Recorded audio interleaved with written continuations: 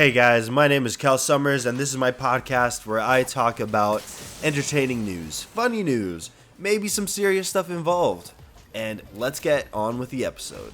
First of all, there was a video, I don't know if you guys watched it, it was going around the internet, and it was a dog driving. Yeah. So in Florida, I guess the owner left his car. He said that he just left his car for a quick second, but it was more than just a quick second. He was pretty embarrassed, I would say. And I would be too if my dog hopped into the driver's seat and he was driving. He put it in reverse and he was just doing donuts for like an hour. The neighbor was actually the one who called the cops, I guess. She saw the dog doing donuts, but didn't know it was a dog at first. Thought that it was just a person going in reverse, really weird, but it happened to be a dog going around for an hour. Called the cops, and the dog eventually hit a neighbor's mailbox.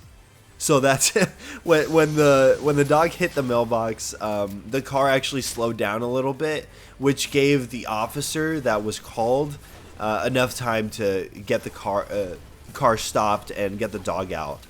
And I guess there were two dogs in there, so I don't know if the one driving was the dog that was the troublemaker, or the other one telling it like, hey, you should get into the driver's seat and just start driving around. You never know. But that was a quick one. The next one is going to be talking about Tesla's new Cybertruck. Over 146,000 have been sold as of yet, and it's still pretty crazy because they're windows that Elon Musk said were unbreakable.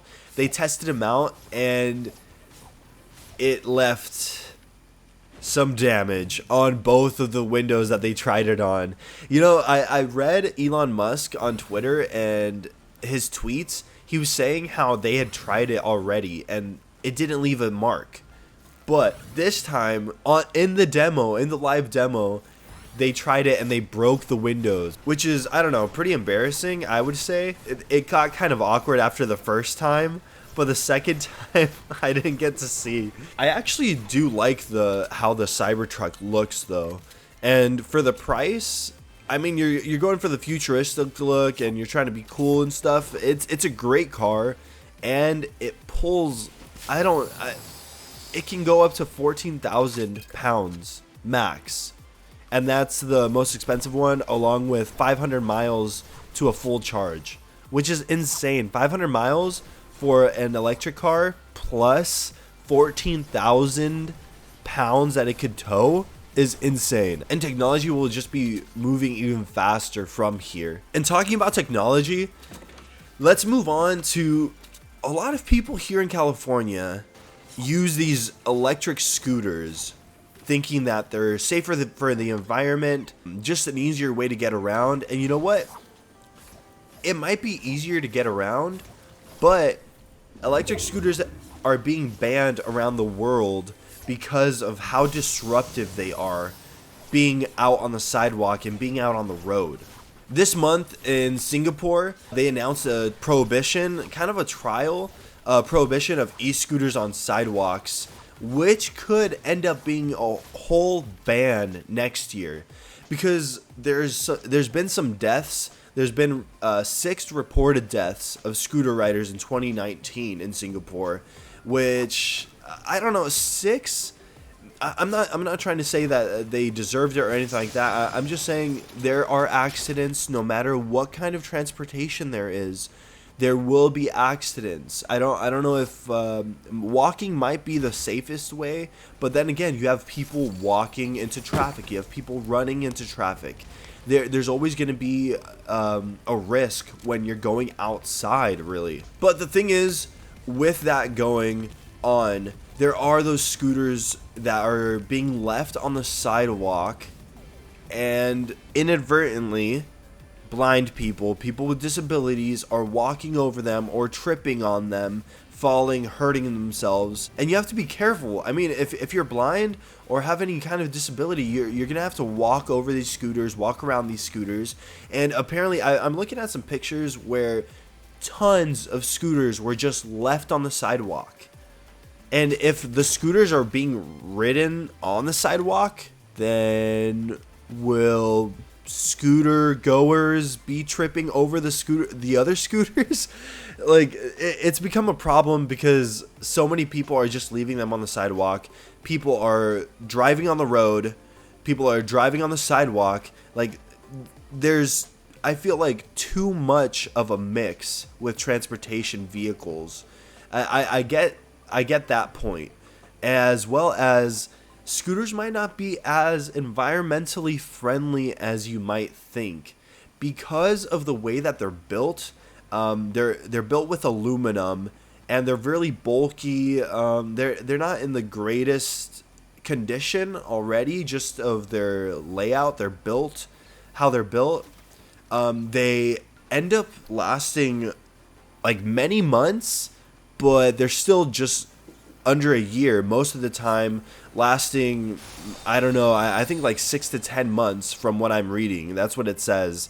6 to 10 months. That's not really much of a lifespan, because they're being ridden so much, so heavily with these new programs, these new apps where I forgot what these apps are. Oh, Lime, Bird, and tons of other ones.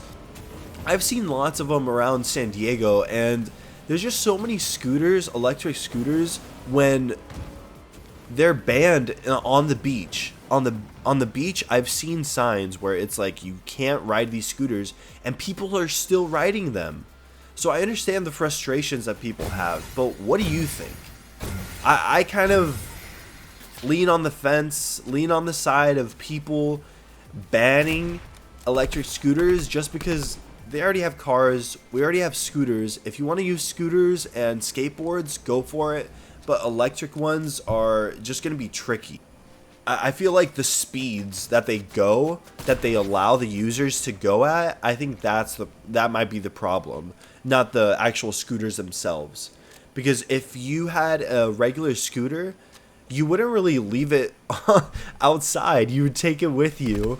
But because they're electric, they're a little bulky and not able to be taken everywhere. And guys, my last topic here is NASA found sugar in meteorites that crashed to Earth.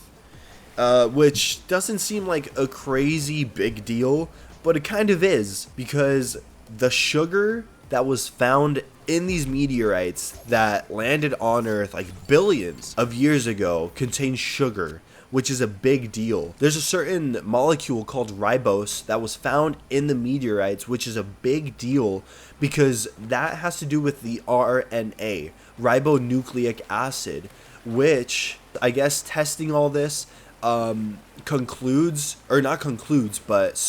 the theory that RNA was before DNA.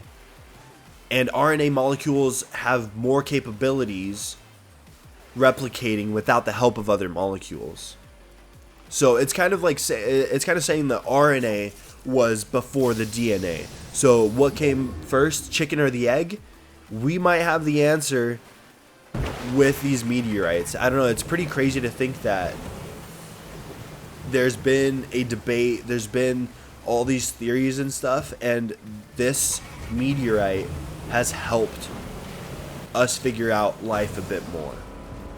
But anyways, if you guys want to check out all the articles that I talked about, the links will be in the description, as well as my girlfriend's Redbubble, where you can buy t-shirts, you can buy pillows, all sorts of stuff with her new merchandise for Christmas, for the holidays. If you want to check that out, that'd be very much appreciated.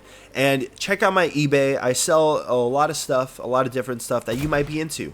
But I'll see you guys later. Have a good rest of your day. Subscribe down below if you want to see more content up and coming. And I'll let you guys watch the rest of this Victory Royale. I'm sorry I ruined it, but I did win. I did get the win. I'll see you guys later. Peace.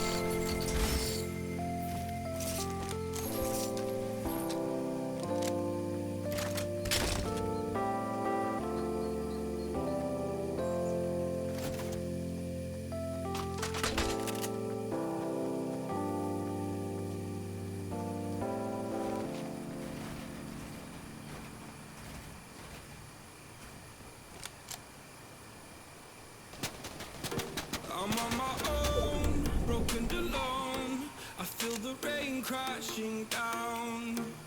All around this empty town, I'm searching for the lost and found. But you don't care, you're unaware. Keep moving like the scars aren't even there. It's in the air, like a blazing flare. Just stare, cause the flames will burn us. I thought you were the one for me. That's why I gave you everything. Held you close by the stormy seas. Oh, you meant the world to me. I used to kiss your head when you cried for me. Hold your hand while the pain was over. Keep you warm by the roaring sea. You meant the world to me.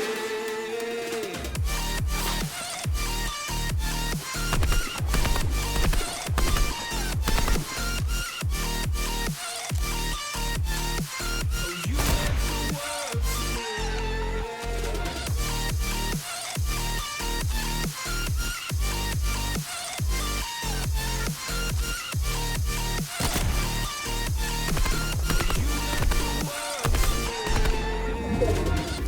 My darling dear, you're never here.